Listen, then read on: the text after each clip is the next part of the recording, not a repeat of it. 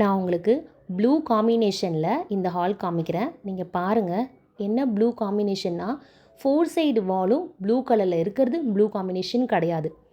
அங்கங்கே blue shade தளிச்ச மாதிரி இருக்கணும், அதுதான் ப்ளூ காம்பினேஷன். எக்ஸாம்பிளுக்கு light blue carpet, light blue curtain, light blue decorative items 2-3 இடத்துல இருக்கிற மாதிரி பார்த்துக்கணும்.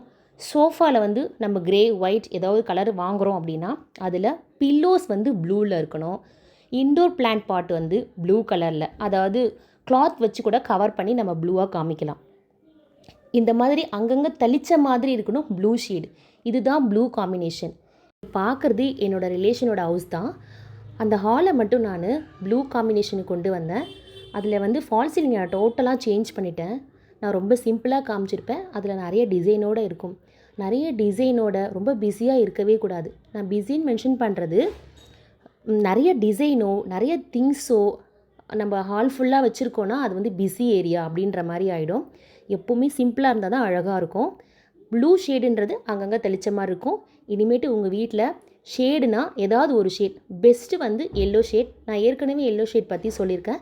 இன்றைக்கி பிக்சரில் ப்ளூ ஷேட் காமிச்சிருக்கேன். இந்த மாதிரி வீடியோஸ்க்கு அவேர்னஸ் டு மேக் ஒரு சேனலை சப்ஸ்கிரைப் பண்ணி ஷேர் பண்ணுங்கள்.